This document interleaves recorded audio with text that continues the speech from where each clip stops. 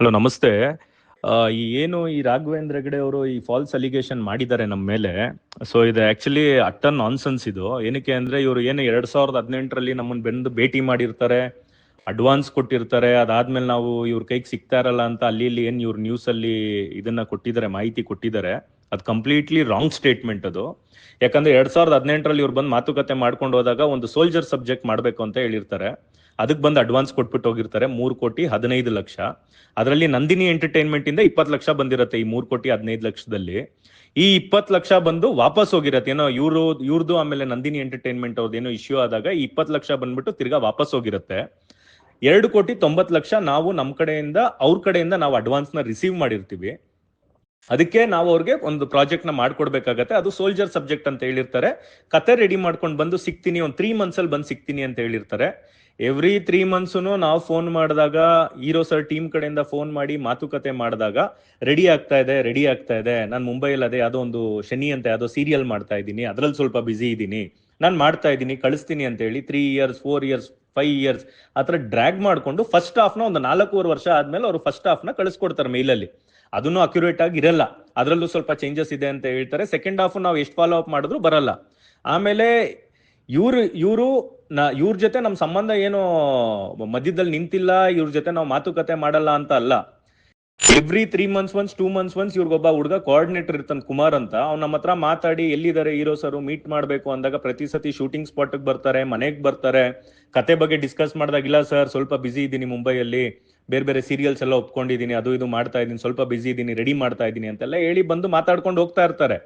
ಅದಾದ್ಮೇಲೆ one point of time ಅಲ್ಲಿ recent times ಅಲ್ಲಿ ಒಂದ್ಸತಿ ಬರ್ತಾರೆ, ಬಂದು ಹೇಳ್ತಾರೆ ಸರ್ ಇದು ಸೋಲ್ಜರ್ ಸಬ್ಜೆಕ್ಟ್ ಮಾಡೋದಕ್ಕಾಗಲ್ಲ, ಬಜೆಟ್ ತುಂಬಾ ಜಾಸ್ತಿ ಇದೆ, ಆಮೇಲೆ ಮಾಡೋದಾದ್ರೂ ನಾವು ಕನ್ನಡದಲ್ಲಿ ಮಾಡೋದು ಬೇಡ, ಯಾಕಂದ್ರೆ ಕನ್ನಡದಲ್ಲಿ ಮಾಡಿದ್ರೆ ಸ್ಯಾಟಲೈಟು ಡಿಜಿಟಲ್ ಯಾವುದು ಬಿಸ್ನೆಸ್ ಆಗ್ತಾ ಇಲ್ಲ, ನಾನು ಅದಕ್ಕೆ ಆಫೀಸ್ನು ಮುಂಬೈಯಲ್ಲಿ ಮಾಡ್ಕೊಂಡು ನಾನು ಕೂತಿದ್ದೀನಿ, ಅಲ್ಲಿಂದಾನೇ ನಾವು ಮಾಡಿದ್ರೆ ಹಿಂದಿ ಸ್ಟ್ರೈಟ್ ಮಾಡೋಣ, ಇಲ್ಲ ತೆಲುಗುಲ್ ಮಾಡ್ಬಿಡೋಣ, ಅಲ್ಲಿ ಮಾಡಾದ್ಮೇಲೆ ಬೇಕಾದ್ರೆ ಕನ್ನಡಕ್ಕೆ ಡಬ್ ಮಾಡ್ಕೊಳ್ಳೋಣ ಅಂತಾರೆ. ಹೀರೋ ಸರ್ ಒಪ್ಕೊಳ್ಳಲ್ಲ. ಅದಕ್ಕೆ ಹೇಳ್ತಾರೆ ಹೆಂಗದು ಸಡನ್ ಆಗಿ ನೀವು ಕನ್ನಡದಲ್ಲಿ ಮಾಡ್ತೀನಿ ನೋಡಿ ಬೇರೆ ಭಾಷೆ ಅಂದ್ರೆ ಹಂಗಾಗಲ್ಲ. ಸಬ್ಜೆಕ್ಟ್ ಚೆನ್ನಾಗಿದೆ, ಸಬ್ಜೆಕ್ಟ್ ಚೆನ್ನಾಗಿ ಮಾಡಿದ್ರೆ ಡೆಫಿನೆಟ್ಲಿ ಎಲ್ಲಾರನ್ನೂ ಪ್ರಾಜೆಕ್ಟ್ ನ ಓಕೆ ಮಾಡ್ತಾರೆ, ವ್ಯಾಪಾರ ಆಗತ್ತೆ, ಕಾನ್ಫಿಡೆನ್ಸ್ ಅಲ್ಲಿ ಮಾಡೋಣ ಬನ್ನಿ ಅಂದಾಗ ಇಲ್ಲ ಸರ್ ಅದು ಬಜೆಟ್ ಜಾಸ್ತಿ ಆಗುತ್ತೆ, ನಾನು ಹೇಳೋದು ಕೇಳಿ ಅಂತಾರೆ.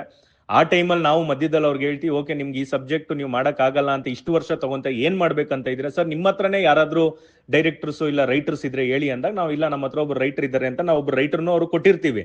ಅವ್ರನ್ನ ಕರೆಸ್ಕೊಂಡೆಲ್ಲ ಕೆಲಸ ಎಲ್ಲ ಮಾಡ್ತಾ ಇರ್ತಾರೆ. ಹಂಗಿದೆ ಸರ್ ಹಿಂಗಿದೆ ಸರ್ ನೋಡಿ ಸರ್ ನಾವು ತೆಲುಗುಲ್ ಮಾಡ್ಬಿಡೋಣ ಸರ್ ಅಂತ ಅವಾಗ್ಲೂ ಇನ್ಸಿಸ್ಟ್ ಮಾಡ್ತಾನೆ ಬರ್ತಾರೆ. ನಾವು ಒಪ್ಕೊಳಕ್ ಹೋಗಲ್ಲ. ಅದು ಮಾತುಕತೆಲ್ಲೇ ಇರುತ್ತೆ, ಡಿಸ್ಕಷನ್ ಅಲ್ಲೇ ಇರ್ತಾರೆ, ರೆಗ್ಯುಲರ್ ಕಾಂಟ್ಯಾಕ್ಟ್ ಅಲ್ಲಿ ಇರ್ತಾರೆ. ಒನ್ ಫೋನ್ ಕಾಲ್ ಅವೇ, ನಾವು ಮಾಡಿದಾಗ ಅವರು ತೆಗಿತಾರೆ, ಅವ್ರು ಮಾಡಿದಾಗ ನಾವು ತೆಗಿತಾ ಇರ್ತೀವಿ, ಎಲ್ಲ ಅದೇ ತರಾನೇ ಇರುತ್ತೆ. ಜೂನ್ 28ನೇ ತಾರೀಕು ಅವ್ರು ಏನ್ ಮಾಡ್ತಾರೆ, ಬಂದು ನಮ್ಮನ್ನ ಭೇಟಿ ಆಗ್ತಾರೆ. ಸೌತ್ ಎಂಡ್ ಸರ್ಕಲ್ ಲಾ ಮಾರ್ವಾಲಾ ಹೋಟ್ಲಲ್ಲಿ ಅವ್ರು ನಮ್ಮನ್ನ ಬಂದು ಭೇಟಿ ಮಾಡ್ತಾರೆ. ಬಂದು ಭೇಟಿ ಮಾಡ್ಬಿಟ್ಟು ಹೇಳ್ತಾರೆ ಸರ್ ದಯವಿಟ್ಟು ಅರ್ಥ ಮಾಡ್ಕೊಳ್ಳಿ, ನಾವು ಮಾಡಿದ್ರೆ ಇದನ್ನ ತೆಲುಗು ಸ್ಟ್ರೈಟ್ ಮಾಡೋಣ ಇವಾಗ ಈ ಕತೆನ ಇಟ್ಕೊಂಡು, ನಾವು ಕನ್ನಡದಲ್ಲಿ ಮಾಡೋದ್ ಬೇಡ ಅನ್ನೋದನ್ನ ಹೇಳ್ತಾರೆ. ನಾವ್ ಹೇಳ್ತೀವಿ ಏನಕ್ಕೆ ಕನ್ನಡದಲ್ಲಿ ಮಾಡೋದ್ ಬೇಡ ಅಂದ್ರೆ ಅದ್ರದ್ದು ಆರ್ಗ್ಯುಮೆಂಟ್ ಅಲ್ಲಿ ಇರ್ತಾರೆ. ಹೀರೋ ಸರ್ ಒಪ್ಕೊಳ್ಳಲ್ಲ, ಇಲ್ಲ ನಾವು ಕನ್ನಡದಲ್ಲೇ ಮಾಡ್ತಾ ಇದೀವಿ ಅಂದಾಗ ಇವ್ರು ಆಯ್ತು ಸರ್ ಓಕೆ ಸರ್ ಅಂತೆಲ್ಲ ಹೇಳಿ ಆಮೇಲೆ ಸರ್ ಅದೇ ಅಕ್ಟೋಬರ್ ಇಂದ ಡೇಟ್ಸ್ ಬೇಕು ಸರ್ ಅಂತ ಹೇಳ್ತಾರೆ ನಮ್ಗೆ. ನಾವು ಆಯ್ತು ಅವ್ರಿಗೆ ಡೇಟ್ಸ್ ಅಕ್ಟೋಬರ್ ಇಂದ ಅಕಾಮಿಡೇಟ್ ಮಾಡೋಣ ಅಂತ ನಾವು ರೆಡಿ ಇರ್ತೀವಿ. ಅಲ್ಲಿಂದ ಓಕೆ ಸರ್ ಅಂತೆಲ್ಲ ಮಾತಾಡ್ಕೊಂಡು ಹೊರಟು ಜುಲೈ 10ನೇ ತಾರೀಕು ನಮ್ಗೊಂದು ನೋಟಿಸ್ ಕಳಿಸ್ತಾರೆ, ಒಂದು ಫಾಲ್ಸ್ ಅಲಿಗೇಷನ್ ಮಾಡಿ ನಾವೇನೋ ಅವ್ರು ನಮ್ಗೆ ದುಡ್ಡು ಕೊಟ್ಟಿದ್ದಾರೆ ನಾವು ಕೊಡ್ತಾ ಇಲ್ಲ ಮಾಡ್ತಾ ಇಲ್ಲ ಅಂತ ಏನೋ ಕಳ್ಸಿರ್ತಾರೆ. ನಾವ್ ಯಾವತ್ತೂ ಇಲ್ಲಿವರೆಗೂ ಅವ್ರಿಗೆ ನಾವು ಮಾಡಲ್ಲ ಅಂತ ನಾವು ಹೇಳೇ ಇಲ್ಲ, ನಾವು ದುಡ್ಡು ಕೊಡಲ್ಲ ಅಂತಾನು ನಾವು ಹೇಳಿಲ್ಲ, ನಾವು ಮಾಡ್ತೀವಿ ಅಂತಾನೆ ಹೇಳಿದೀವಿ. ಆದ್ರೆ ಒಂದು ಫಾಲ್ಸ್ ಅಲಿಗೇಷನ್ ನ ಮಾಡಿದ್ದಾರೆ. ನಾವು ಪೊಗರು ಆದ್ಮೇಲೂ ನಾವು ಅವ್ರನ್ನ ಕೇಳಿರ್ತೀವಿ ರೆಡಿನಾ ಅಂದ್ರೆ ಇನ್ನೂ ರೆಡಿ ಇರಲ್ಲ ಅವರು. ಮಾರ್ಟಿನ್ ಆದ್ಮೇಲೆ ಓಕೆ ರೆಡಿನಾ ಅಂತ ಕೇಳಿರ್ತೀವಿ. ಅವಾಗ ಬಂದು ಅವ್ರು ಏನ್ ಹೇಳ್ತಾರೆ, ಹ್ಞೂ ಸರ್ ರೆಡಿ ಮಾಡೋಣ, ಅದೇ ನಾನು KP ಶ್ರೀಕಾಂತ್ ಅವ್ರ ಹತ್ರ ಮಾತಾಡಿದ್ದೀನಿ, ನಾನು ಉದಯ್ ಮೆಹ್ತಾ ಅವ್ರ ಹತ್ರ ಮಾತಾಡಿದ್ದೀನಿ, ಅದೇ ಕೊಲಾಬಲ್ ನಾವು ಮಾಡ್ಬಿಡೋಣ ಅಂತ ಆ ಮಾತುಕತೆಗೆ ಬರ್ತಾರೆ. ಚೇಂಬರ್ಗೆಲ್ಲ ಹೋಗಿ ಮಾತಾಡ್ಕೊಂಡು ಬರ್ತಾರೆ.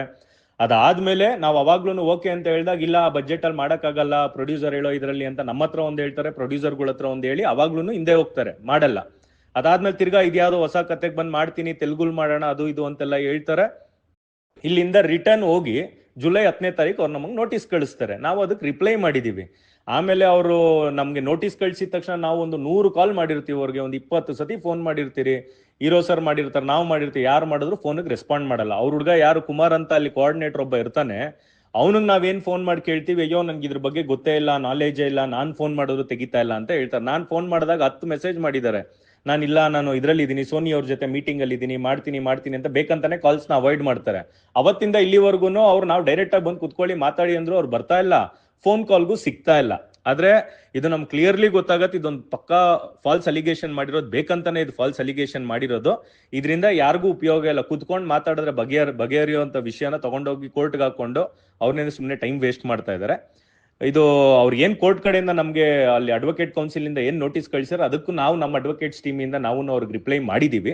ಸೊ ಇದೇನೇ ಇದ್ರು ನ್ಯಾಯ ಎಲ್ಲ ಕೋರ್ಟ್ ಅಲ್ಲಿ ಇತ್ಯರ್ಥ ಆಗತ್ತೆ. ಏನಾದ್ರೂ ನಿಮ್ಗೆ ಫರ್ದರ್ ಏನಾದ್ರೂ ನಿಮ್ಗೆ ಇದ್ರ ಬಗ್ಗೆ ಡೀಟೇಲ್ಸ್ ಬೇಕಂದ್ರೆ ನಾನು 1 ಫೋನ್ ಕಾಲ್ ಅವೇ, ಯಾರು ಬೇಕಾದ್ರೂ ನನ್ಗೆ ಕಾಲ್ ಮಾಡಿ.